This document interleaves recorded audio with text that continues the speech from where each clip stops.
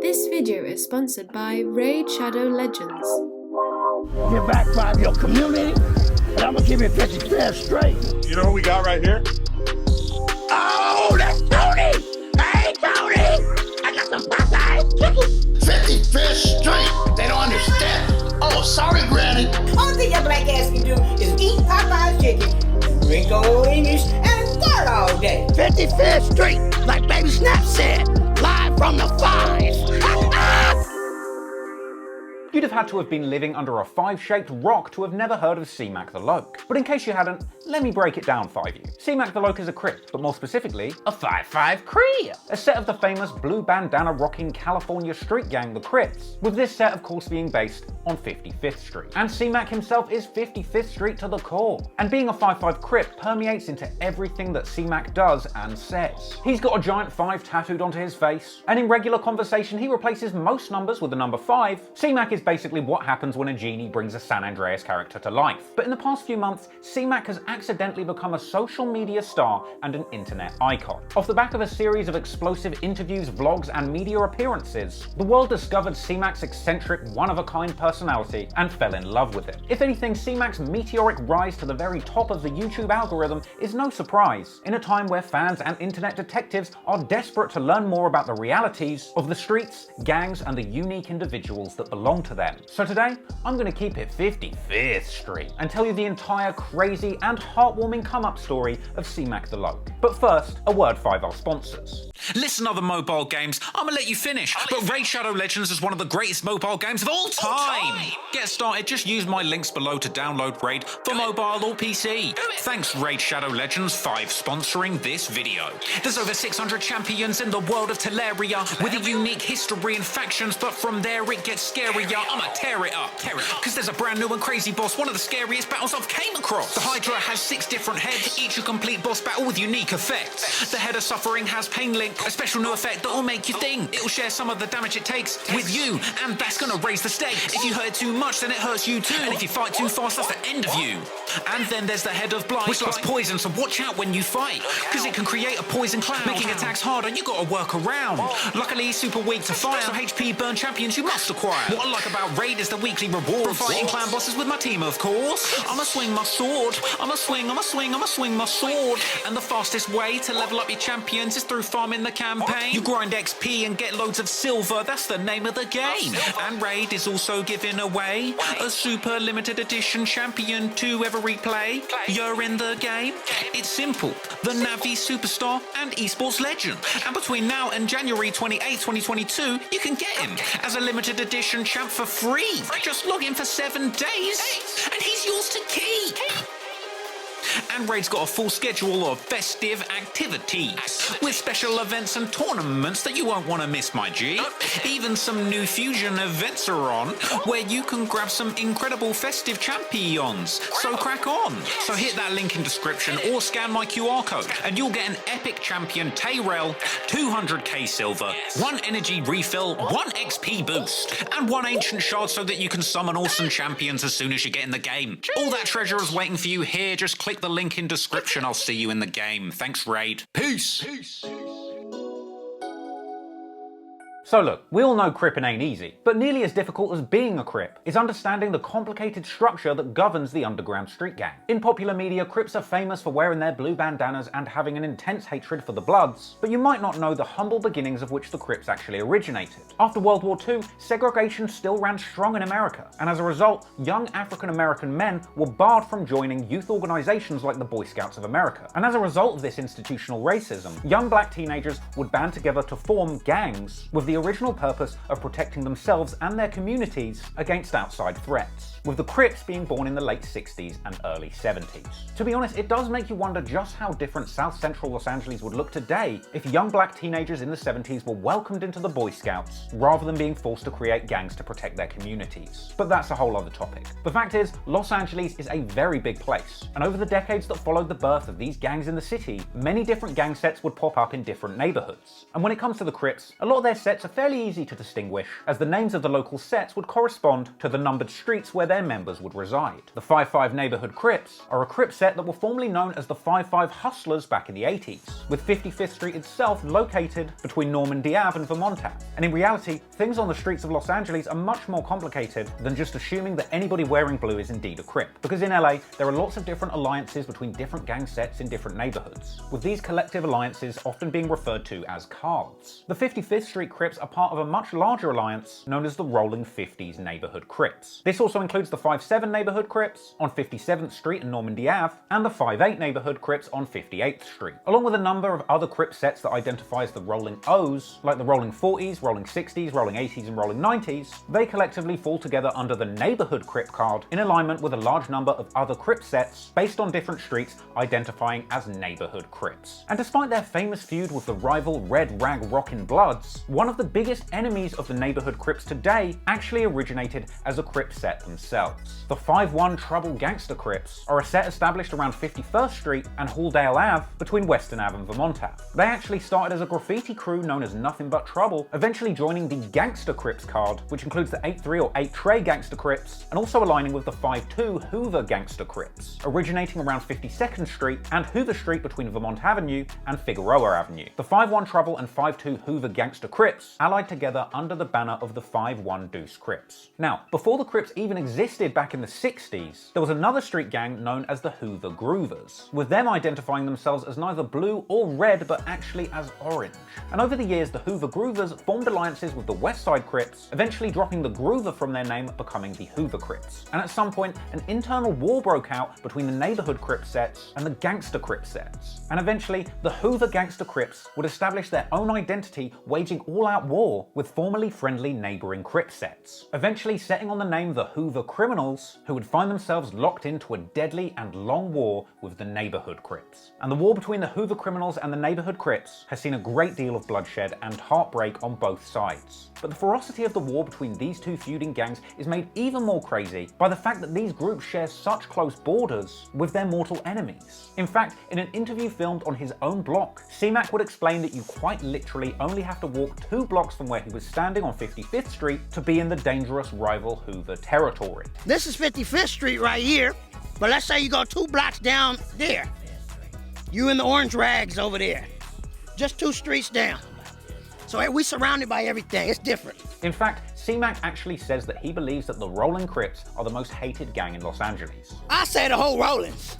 From the 30s to the 100s. The Rollins on Hood. We all hated old Hood. So, that's a loose introduction to the 5-5 Crips and their mortal enemies, the Hoover Criminals. And due to this long-running feud, the 5-5 Crip lingo incorporates a number of sayings and catchphrases related to their hatred of the Hoovers. You might already know that the Crips' hatred of the Bloods often leads them to change the letter B to the letter C in numerous words, but less people may be aware of the fact that the Neighborhood Crips go even further, showing their dislike of the Hoover Criminals by Xing out the letter H from their entire vocabulary. And this is why some Neighborhood Crips or NHC members will often cross out the H in their own abbreviated gang name and even refer to the Hoovers as Snoovers as a sign of disrespect. Oh, well, this is 5-5. This is an N.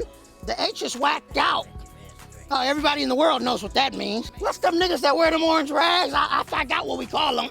But yeah, they hate it also. Yeah, on Hood.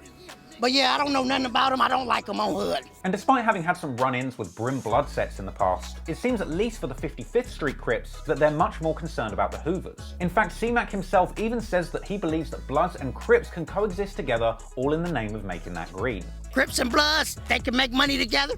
You know what they say? Blue and red make green. On 5-5 Crip. Anywho, C-Mac would go on to say that the 55th Street Crips influence spreads all over America, suggesting that there are many other states that bang 5-5 Crip. We got 55th Streets in Texas. We got the 55th Streets in New York. You find me? You got other states that's 5-5 Neighborhood Crips. You got 6 souls everywhere. You got different hoods everywhere. And even more interestingly, C-Mac would actually break down prison house gang politics in a very fascinating Holding Court podcast appearance, explaining just how different gang alliances play out in the county jail compared to the state prison, saying that in the county jail, the street gang banging continues as local gang sets fight based on their alliances, going on to say that if you get sent up to the state prison, many gangs tend to band together on the basis of race. All right, well, look, county jail, you from where you from, but it's your enemies is your enemies. It's a lot of fighting on neighborhood Crip. Penitentiary politics, we're black. More like we're black. Yeah. We gotta stick five together. You know, niggas still from where they from. There's still issues, but we all a race. You in the county, right? And your rivals is your rivals. But then you go to the yard, you go to prison. So if you got to band together as blacks, would you still got to do that with Hoovers? I wouldn't talk with them. Okay. But as far as blacks, Yeah. we're black. So, that's the 5-5 neighborhood Crips understood. But now it's time to introduce you to the world's most famous 5-5 Crip, Baby Crip Mac, aka C-Mac the Loke. C-Mac is a 5-5 Crip who reps his set more than any Crip in history, probably. He's got a massive 5 tatted onto his face and shaved into the side of his head, and on the other side of his face is a large falcon in the shape of an F, apparently another logo representing a 5 or the 50s. First, the Falcon. That's the 50s. The 50s. That we were the 50s. Okay. The F, the Falcons. Okay. So, I understood the 5. Okay, I like that. I like that. 55. He's also got an enormous 5 tattooed onto his neck with 4 fingers. And it's a 5 on my motherfucking neck with the 5 fingers.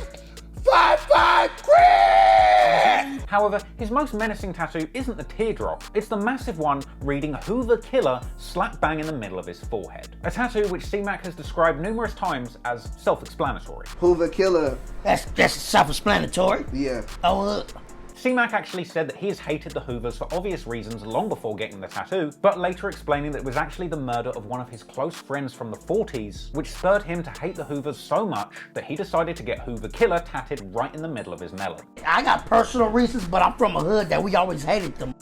Okay. So we always been back and forth with them. Before I have this tattoo cut hood ass. Yeah. I'm hood, but I lost somebody very close, fired me a lope. Yeah. Like a big brother fired me, hard hair from 40s. Yeah. On hood. So when you get a tattoo like that, it's not like, oh, my gang is supposed to hate this gang. It's a personal thing, Yes, and no, that's why you feel so my gang strongly hates about it. these motherfuckers. Right. But they took somebody close to me off of the Vernon and Western side that was like a big brother to me. A nigga was with him every fucking day. We would drink, we would talk. I go to prison, I get out of prison. I You get a diss call Cardi B? the next day. I get a call the next day on neighborhood Crip and Cud dead. Right. And that fucked you up. Mentally. But C-Mac's love for his native 55th Street goes far beyond the flesh and into his brain. He, like a lot of Crips, maintain that habit of replacing the letter B with C, regularly swapping phrases like Buster to Custer, Custerson White is a real Custer. as well as replacing the letter H in Hoovers, calling them Snoovers. Snoovosexuals. But beyond that, C-Mac appears to make the utmost effort to replace damn near any other number, or just even words that sound similar to numbers, with a 5. And honestly, it is genuinely impressive that C-Mac seemingly never fails to make this linguistic change perfectly. When I'm be 5, I have this tattoo. Somebody very close fired me a lope. Yeah. Like a big brother fired me, hard hair from 40s. Yeah. On hood. All gas, and that's what his 5 ever gonna see. You fired me? Let me go ahead and put some shit together. 5 much Popeye's chicken, huh? Say good morning, fight the fans on hood. It's kind of a ridiculous habit, but the fact C-Mac seems to always manage to slip a 5 into damn near every sentence is nothing short of amazing. But C-Mac wasn't always like this, and in order to become the man we know him as 5-Day, C-Mac had to go through a lot of trials and tribulations. When C-Mac was younger, he got into a spot of trouble in LA as a child, briefly moving to Texas with his mother and her partner. Let's say I was born out here. I stayed out here. As a kid, I got into some bubble, right?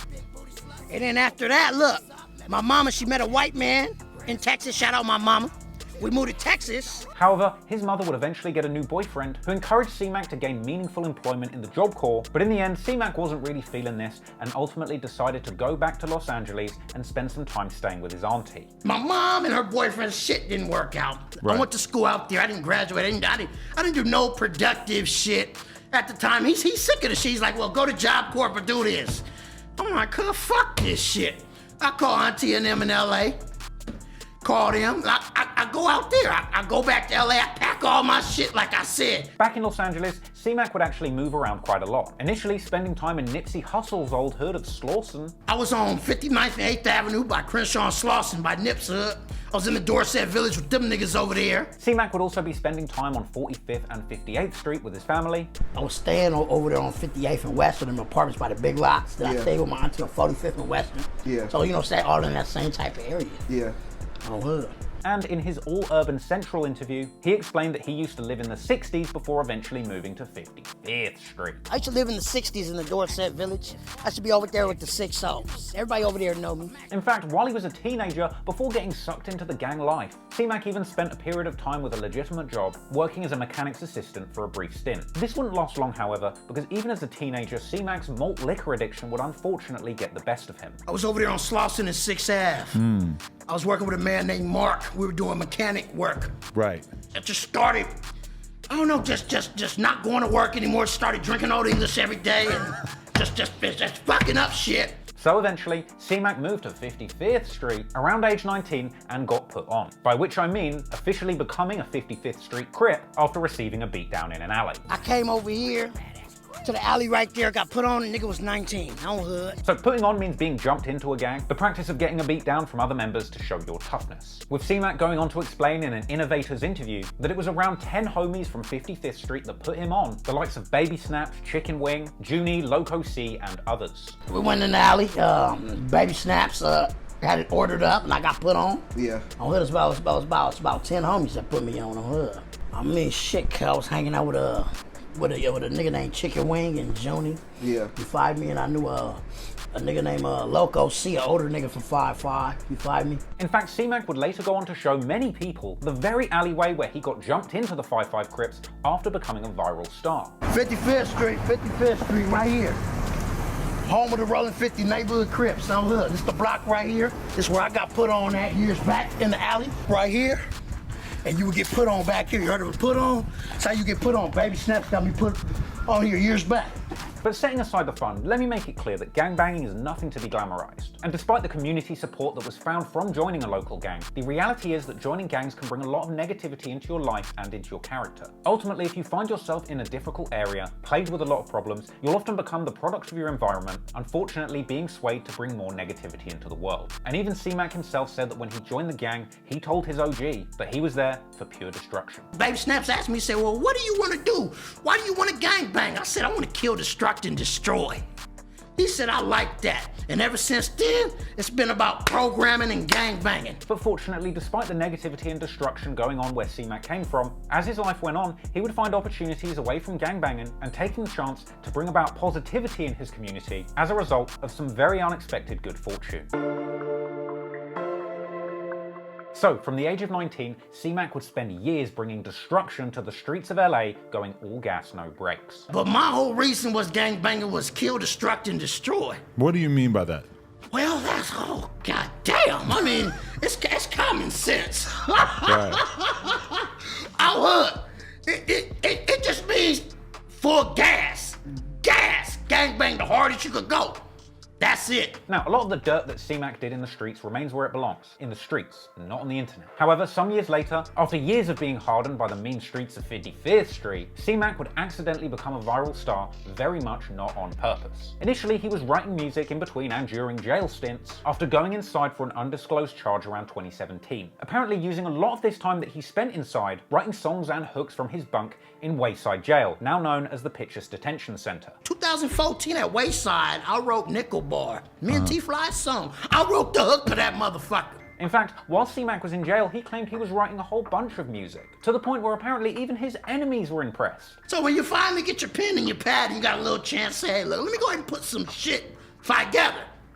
I'll put some shit together, and motherfuckers like, hey, I like this, C-Mac, I like that. Even the enemy's like, oh yeah, that's gonna make some money. And apparently, whilst in jail with Lil Reese, not the one from Chicago, C-Mac would record a freestyle dissing famous female blood Cardi B, or Cardi C as he calls her, somehow being able to capture these hot bars whilst behind bars, with his Cardi C diss freestyle being recorded from the bunk of his cell and eventually going viral, landing him his first dose of internet attention. Cardi B.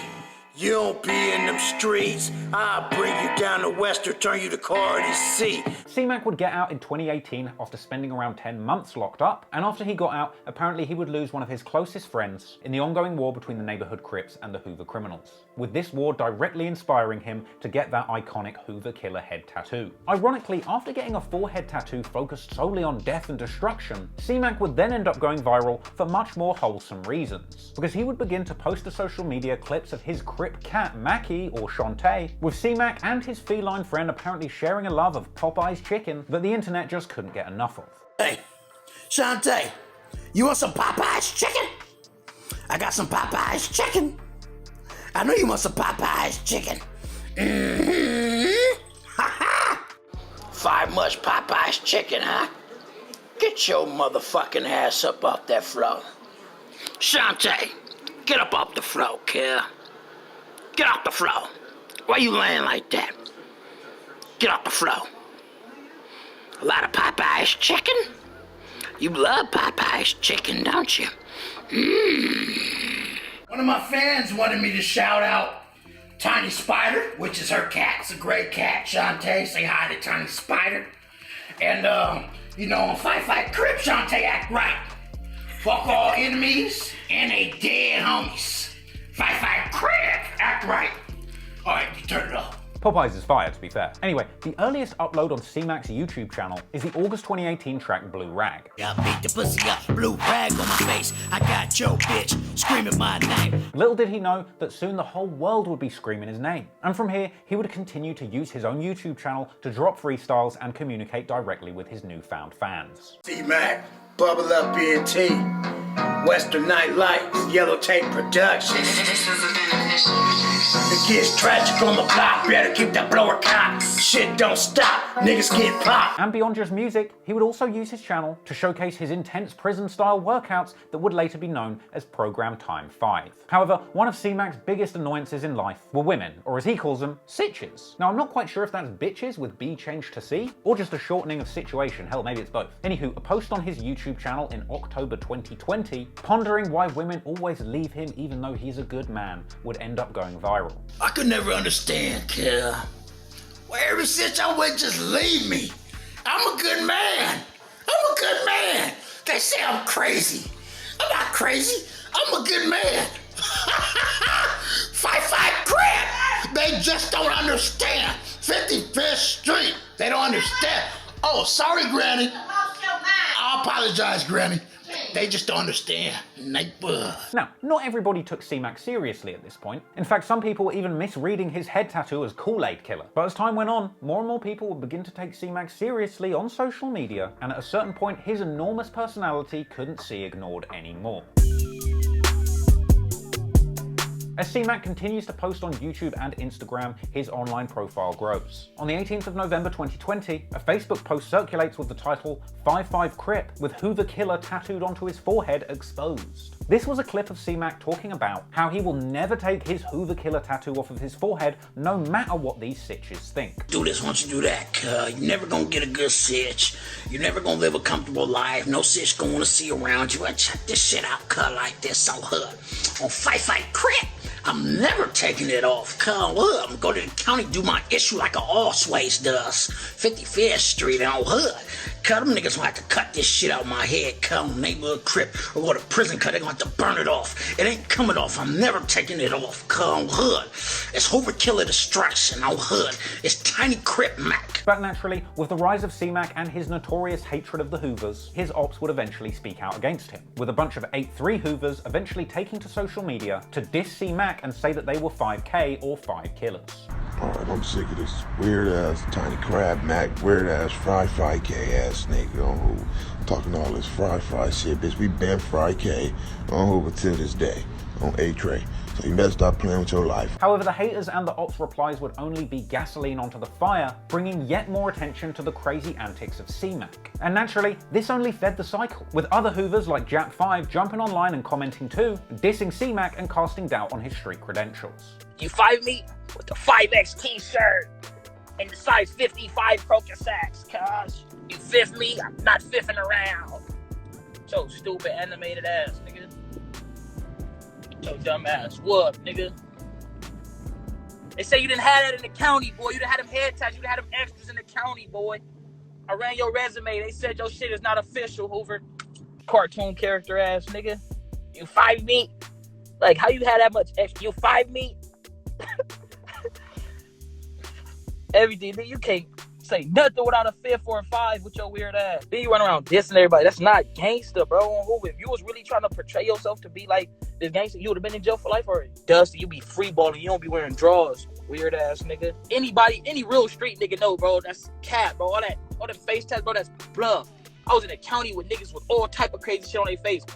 Getting socked the fuck out, getting porked. But as the viral juggernaut of C-Mac continued rising, he would continue giving fans what they wanted. Swinging from 1 minute, angrily defending his decision to have Hoover Killer tattooed on his forehead, to the next minute posting heartwarming videos and clips of his beloved cat.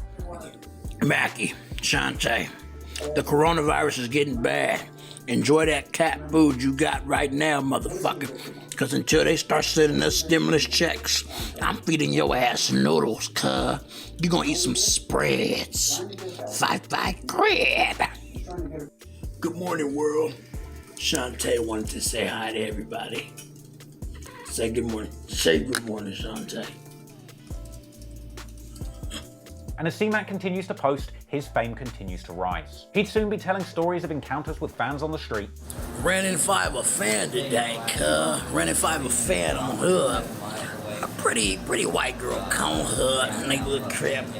And she like, oh, you went viral. You that crazy gangbanger with that perverted music? With those tattoos that mean death?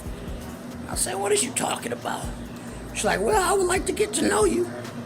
I'm like, yeah, is that right? She's like, I just want an autograph. My daughter's been talking about you. She really want to see what you. I'm like, yeah, is that right? So I gave her a nice autograph. Crip Mac Tramp K. All Hood on there with the big Hoover Killer destruction. The 5-5 neighborhood Crip, all Hood. But all wasn't good at home. C-Mac would tell his fans one day after Christmas in 2020 that he was down bad after being kicked out of the house, along with his cat Shantae, by his ex-girlfriend. On Hood, my ex in Vegas, cuz. On Hood, she got rid of the cat. On Hood, that's Shantae. On neighborhood Crip, shut up Shantae, on Hood. And I got out of jail, cuz she didn't want me no more. She put a nigga out on Hood. But at the same time, cuz, look, cuz, neighborhood Crip. Look, at the same time, cuz, we're gonna see Rich and Famous, and this cat, she gonna see alright, and me 5-5 Crip. But little did C-Mac know just how alright he would see in the end. He would go on to drop videos saying that the stimulus checks are coming, and the ops better be spending that money on guns, in another brazen clip where he disrespected his ops by calling them the N-word with a hard ER. Alright, so cracker-ass Trump signed stimulus checks. So that means you when y'all get y'all checks, ain't no getting fresh J's, big chains, all that old ass shit. Make sure y'all niggas get y'all some motherfucking guns. Cause on Hood, you just think this shit just game, this life ain't a game. On Hood, cause when I catch you, I don't give a fuck where I'm at, who I'm with, broad daylight, night, none of that. I'ma get y'all 55th Street Crip. But regardless of the ops being on his back, C-Mac would continue forward creating menacing music. He was seen toting big sticks and burning orange Hoover rags on music video shoots, once again prompting the Hoover criminals to come out and respond, mocking C-Mac's unusual style. I'ma keep it 83rd Street. He said, I'ma keep it. Goof said some bullshit. He said he gonna keep it 3,200,611 49th Street. But things weren't taken off so quick for C-Mac financially at this point, and soon his granny would be on his ass, with C-Mac going back and forth on social media with Granny Bear about when he planned to get himself a wife and move out, in wholesome scenes that only made C-Mac and his family even more likable. When you plan on doing something around this house, to get a job or do something, nigga? Well, you know, I can do a couple chores here and there. Only thing your black ass can do is lay on this couch, eat Popeye's chicken, drink old English, and fart all day. I know, Granny. I love you, though. I love you too, baby. Hey, TJ. Yeah, Granny? Have you found that white woman in the trailer park yet? I ain't found her, but when I do find her, I'll find sure moving out your house. I sure hope so, because you eating up all the damn food. I know, and you know I love Popeye's chicken. Yeah, you gonna wake up one day and look just like one of them. The likes and the views were racking up, and soon fans will be keeping it 55th Street too. Pulling up to his block for photos, and naturally when you have a fascinating personality sharing openly their gang affiliations on social media, it didn't take long for YouTube investigators to start making videos about him too. With one of the earliest videos looking looking into C-Mac coming out on February the 25th, 2021. This would end up truly being his year and a massive tipping point for C-Mac himself. And over the next few months, that social media clout that had been brewing would materialize into real-life blessings. He'd be seen playing shows in Compton and getting that bag by doing badly filmed paid ad reads on social media for very questionable clients. Ladies, y'all tired of smelling like fish on Hood? Your man wanna leave. You stinking up the house, you're not clean enough. Look, check it out.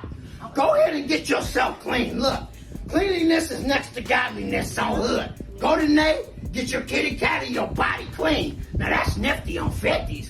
On 5-5 Crip. Then on the 7th of March 2021, C-Mac appears in a now iconic neighborhood tour of 55th Street for the YouTube platform All Urban Central, giving the cameras an exclusive tour of his block for the very first time in full HD. Live from 55th Street, like Baby Snap said, live from the 5.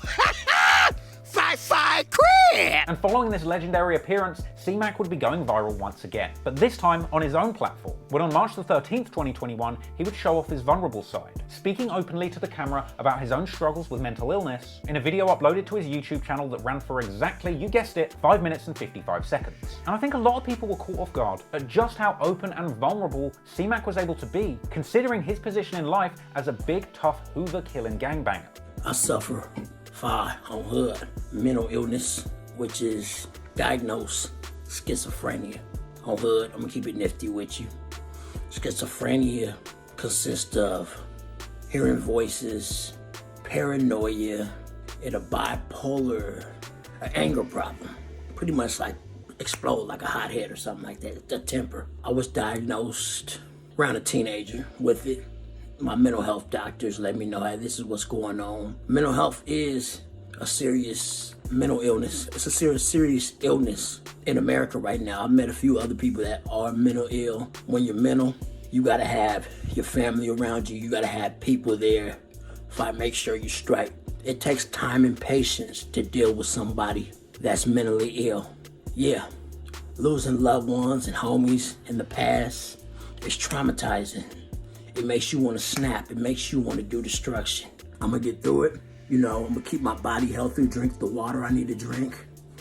You know, there might possibly see a medication out there that could slow the voices down. I mean, the paranoia is going to stay there. It's going to get, more money I make, I'm going to get more and more paranoid. Mental illness is just something a lot of people suffer.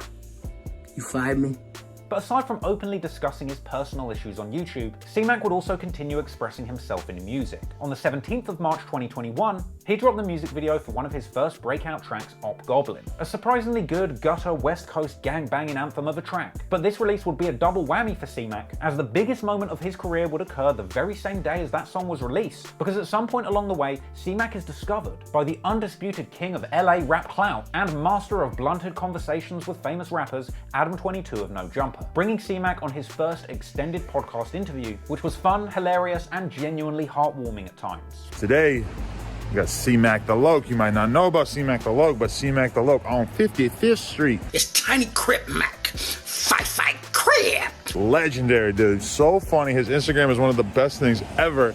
I wish I could just somehow play you guys like 10 minutes of his Instagram right now, but you just got to go look at it. Anyway. Hey, C-Mac. What's going on with you, Adam? How you living? You really about to take the old English off? That's crazy. That's I'm like... gonna tear this label off. You know why? Because these motherfuckers ain't paying me, cuz. On Hood. Fuck them. Right. On Hood. You've been showing love all these years. Man, they don't give a fuck on Hood. Right. They probably don't respect my Crip, and I'm tearing this motherfucker off. No Jumper, coolest podcast in the world. And today, it's the Mac Sitch. On Hood. 5-5 Crip. How you feeling, man? Oh, I'm nifty, man. I woke up this morning on Hood.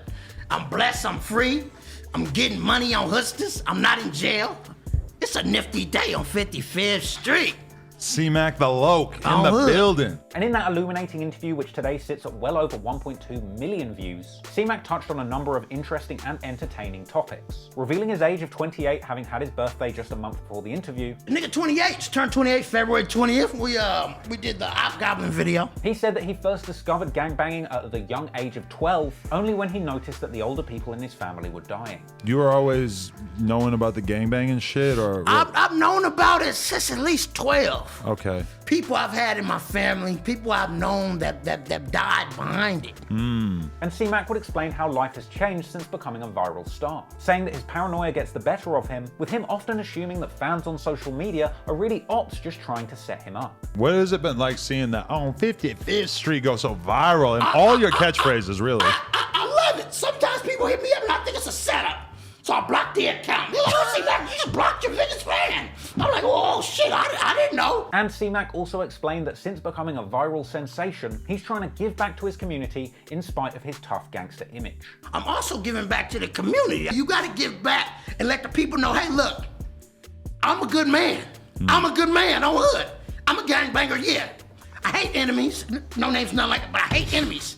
But at the same time, on 55th Street, look, you gotta respect your people. A lot of people don't understand, like, damn. So they really don't understand, well, how do you have a heart but you like this? Crip Mac really showed his sensitive side in this interview too, briefly bonding with Adam's legendary cat Tony, rest in peace, and revealing to the world that he had finally decided to stop feeding his cat Shantae fried chicken. You want to see my cat? Yeah, let's check it out. What's his name? Tony. Oh, hey, Tony. All white cat.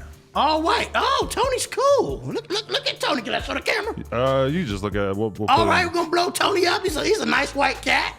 Does he like Popeye's chicken? Yeah, I've never given it to him. Well, just try giving him a small piece. You can't just feed a cat fucking fried chicken, can you? She love that Popeye's But chicken. a lot of people seem really worried about you feeding Popeyes to your dogs, like with the bones in. I'll stop. Okay. Okay. Well, we're just gonna stop altogether. I was thinking something. Maybe we just get them some tuna. Some tuna. Something light.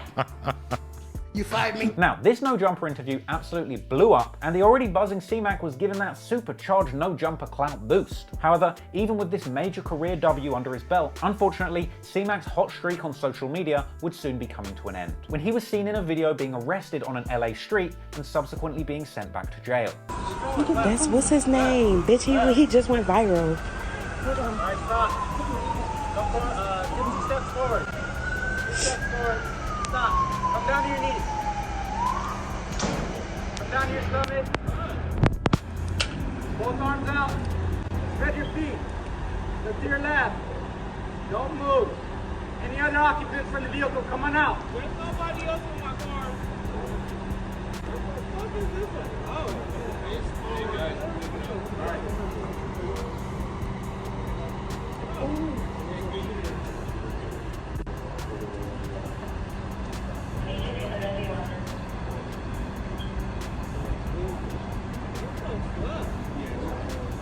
Whilst locked up, C-Mac would continue to communicate with his newfound fans through jailhouse calls. I'm in here. You fight me, I'm gonna get out soon on hood. So it's a major come up fight, a small setback on hood. And after a couple of difficult months behind bars, by June he was back out on the streets. Fresh home and ready to get a bag, even announcing the launch of his own Rat Food clothing line. Crip back home on hood, look. Hey, check it out like this. Go get the Rat Food clothing. Tap in with the Rat Food clothing. Of course, what the people really wanted was to see C-Mac return to No Jumper again, which he did in an interview that dropped on the 22nd of June, which once again did not disappoint. Everything seemed nifty, man. It feel good to see free. And in this interview, the people got a major update, with C-Mac admitting that he had gone out of state without telling his parole officer, and then when they caught up with him, he unfortunately had a gun on him. With the little parole shit, I was out of state, you know, not checking in and shit, so once they caught me, I had Billy Western them. He would go on to break down a fight he was involved in jail that led to him losing his 2 front teeth, explaining that the guy he was up against was very big and well versed in fighting, but C-Mac said ultimately, if you got a fade coming, you got to take it like a man. The nigga was about 6'4". I say about 320, 340. That's a lot bigger than me, but he's been on the yard 15 years on the 4 yard. God. All you could do in there, win, lose, or draw, squabble up. I'm not talking about balling up, get hit one time, falling and screaming. None of that weird shit. It ain't considered, it's not considered as taking a fade. You gonna get cacked there and you gonna thunder. You gonna fight.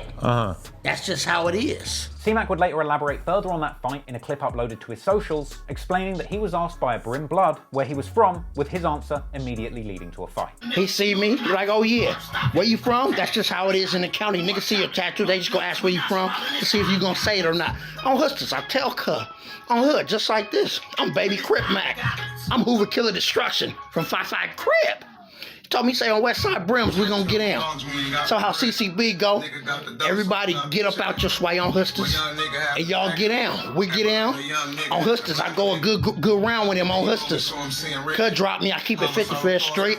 I get up, I squabble again on Hustlers. Cud catch me with a hard ass right and knock that tooth out in the middle right there on Hood. You find me?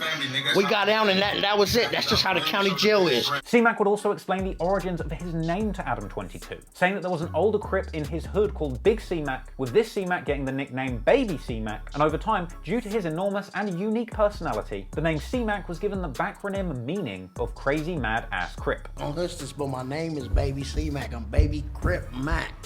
Crazy Mad Ass Crip, CMAC. The older C-Mac. Her name started was Carlos. On Hood, Carlos Mac.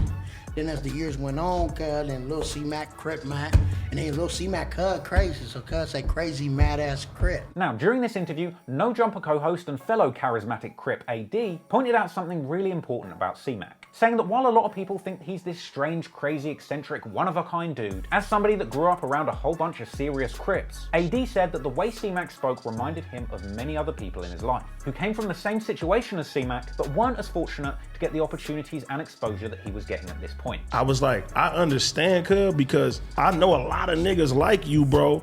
I mean, who don't, you a gangbanger. but don't get to get on a platform and shit like that. So I feel like a lot of motherfuckers may think like, oh, C-Mac's crazy, he's tripping. Like, nah, I know a lot of niggas like that, cuz. Like, but everybody else is new to them.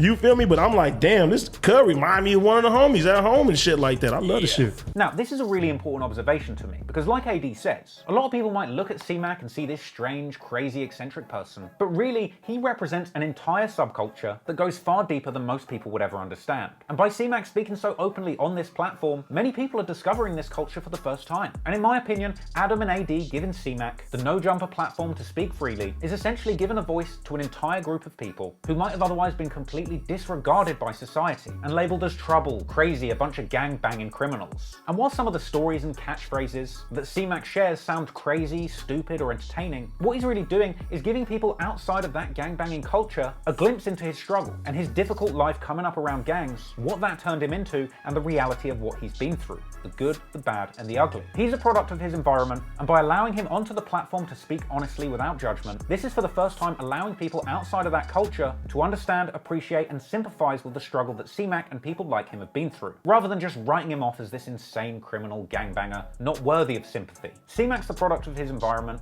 he's been through a lot, and he deserves to be listened to. And I personally got to tip my hat to No Jumper for doing such great work on their content with C-Mac. I mean, he's also on the No Jumper Patreon eating rice out of a girl's butthole. But anyway, fresh out of jail and with another iconic interview under his belt, C-Mac would continue going viral, popping up on social media in moments that just got more and more absurd and heartwarming by the second. Oh, God. Yo, you know who we got? You know who we got right here?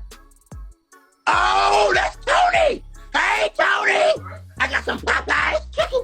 His Crip Walk video would get hundreds of thousands of views, and of course C-Mac continued pushing his own music. And for the next video, his production quality would go up significantly. His track Western Wiggle with Jay Nifty dropped with a video on July the 25th, 2021, representing a massive jump up in the quality of his visuals and the music itself, as C-Mac and Jay Nifty made a certified West Coast banger. Hell, I think if C-Mac combined his yelling rap style with some more modern, club-friendly dance beats, he could become the West Coast Lil Jon or like 6ix9ine without the snitching. In September, C-Mac introduced the world to the newest member of the Crip Mac family, his new kitten Tony Mac, named in honor of Adam's cat Tony. Rest in peace. Tony Mac, what's up, cuz? Cut really looking in the camera. Nice bud. That's Tony Mac, cuz. Say good morning, Instagram world, YouTube fans on Hood. Top of the morning, Tony Mac. Say good morning, fighter fans on Hood. Tony motherfucking Mac. The niftiest cat on Hood. Tony Mac. Wake up, cuz, program time. Tony Mac, cuz got litter, cuz got food, cuz got more food, he got litter. On Hood, you fired me, Tony Mac got every motherfucking thing cuz need. On Hood, Tony Mac is nifty out here. Tony Mac, Tony Mac, Tony, cuz playing in increments. Why you mad, Tony Mac? Why you mad? Baby mama bear gave you a bath and now you mad, cuz? You should see happy to see nifty clean, nifty fresh. Cat shampoo, you smell good, you clean. You took your blue collar off mama bear bought you, kid.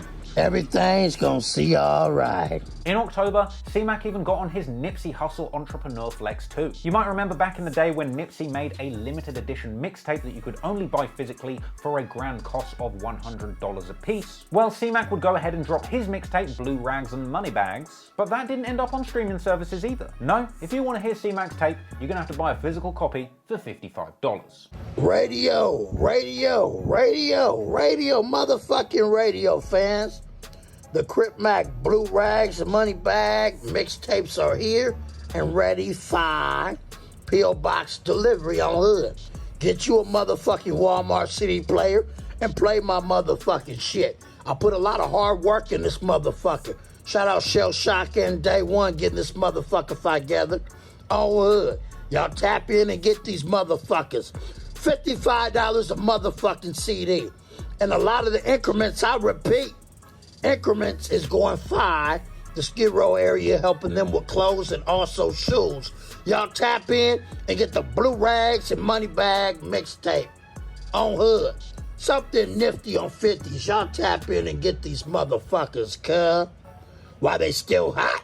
A genius move, but we all know Mo Money, 5 problems. And in November 2021, C-Mac would return to No Jumper alongside Trapzilla, this time telling Adam that since his internet celebrity came about, C-Mac's got a whole bunch of new friends crawling out the woodwork. Even suggesting that a result of all the new attention he was getting from females meant that he apparently had 5 children on the way. All of a sudden his family members care, all of a sudden give a fuck about me, care.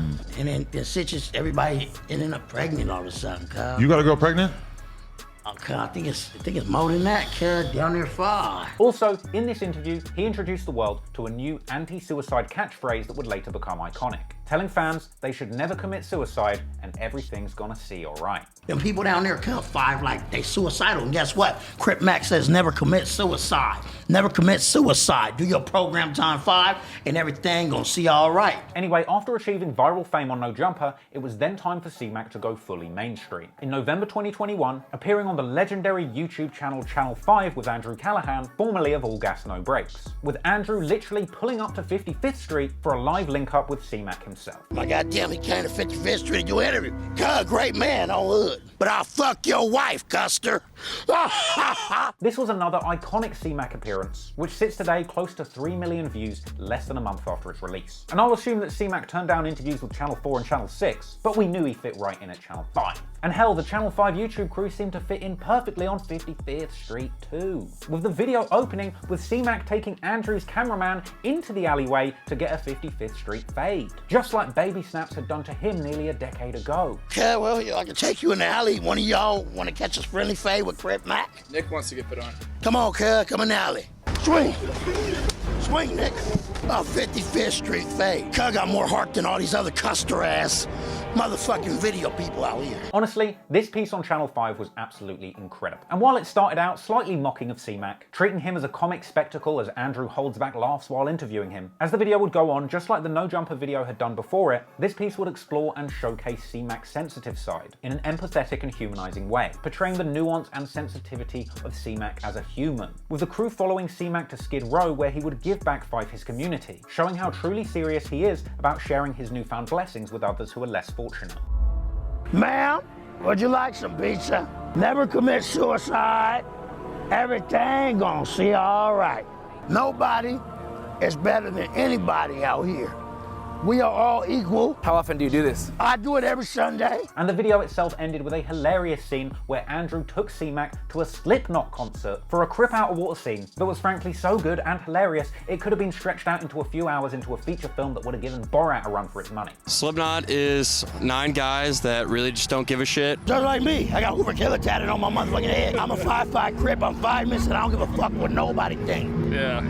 For sure, man. Another amazing piece of content that massively boosted C-Mac's online profile, far beyond the rap and gang obsessives of YouTube. Soon, everybody on the internet wanted a piece of C-Mac. He even found his novel way of speaking being analysed in the linguistics subreddit, as language experts would interestingly point out that his habit of replacing other numbers with the number 5 is actually similar to the Cantonese practice of word replacement, with others pointing out that the purpose of C-Mac swapping words could be seen as some sort of an anti-language to make it harder for outsiders or feds or me, I guess, to understand what the 5-5 Crips are talking about. So, through all of these appearances and just being unapologetically himself, over the last year, C-Mac has become an undeniable success. And since appearing on No Jumper and Channel 5, his own YouTube channel has blown up massively, with him receiving a whopping 6 million views in November 2021. Seriously, C-Mac is beating most rap YouTubers on basically every metric. Hell, at a certain point I realized I needed to humble myself and learn something from the master. So I decided, why not try and speak to C-Mac myself? So I reached out to what initially appeared to be a legit C-Mac Instagram account, before being duly informed by Adam22 that this was indeed fraudulent. In fact, there's apparently a prolific C-Mac imposter on social media that's been getting that bag for quite some time.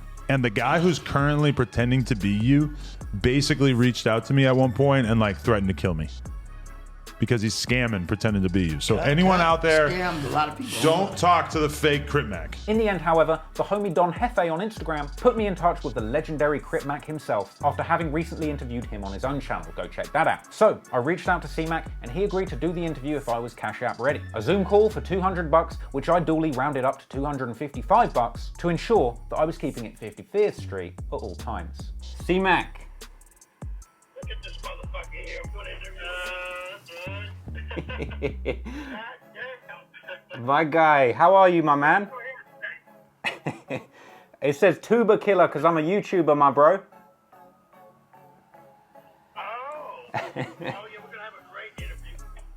All right, I'm gonna go ahead and tap in with you at 6 West Coast. I appreciate you, my guy. Thank you so much, man. Have a good day, and I'll speak to you then. All right. My guy. I know this seems like one big joke. Everyone's making fun of C-Mac for being strange and crazy, but if you ask me, C-Mac is actually one of the most inspiring figures to emerge from this recent YouTube wave of gang-related content. In fact, I saw one comment on one of his videos saying, "Shit, I respect bro's crippin'. At least he's trying to get some money out of it. He's usually pimping, killing, jail time, or selling dope. Bro's selling pieces of the lifestyle that the whole world is fascinated with, until their lives are in danger. I respect it." Just look at C-Mac. I don't think I've ever seen anybody so obviously deep into the gang lifestyle. He's got tattoos on his face that would get him killed if he walked down the wrong street. But in reality, he's now found a new path in life, moving away from the negativity and destruction that comes with being in the streets. It might have been an accident, but C-Mac's personality led him to become an internet star and media celebrity, whether he liked it or not. The success he's had foisted on him can't have been easy to deal with, but he's rose up to that occasion and took on the challenge with positivity. Now that he's famous, winning big and making money, he's doing everything he can to help his community. And he's constantly promoting mental health awareness and encouraging those suffering not to take their own lives. C-Mac is a genuine role model for anybody still trapped in the streets. And if I'm honest, I worry about him. We've lost a lot of rappers recently, but with those tattoos, it truly feels like C-Mac is indeed a trophy for his opposition. I pray that he remains safe, and I hope that those who do wish him harm can see the positive changes that he's made in his life and to his community. If you'd have met C-Mac a few years ago, it would be hard to believe that now he'd be doing anything with his life other than gangbanging or simply not being here. But in reality, he's a shining example that you can take another path. Just like AD said, there's a whole bunch of people in LA just like C-Mac. But in many ways, C-Mac is different. And C-Mac himself is the perfect proof that even when you're so deep in the gang shit that you got your gang's number tatted right on your face, that you can still take another path, do well for yourself, and rise up out of the difficult environment that you were placed in. So shout out to C-Mac, you're a true inspiration on 5-5 Crip.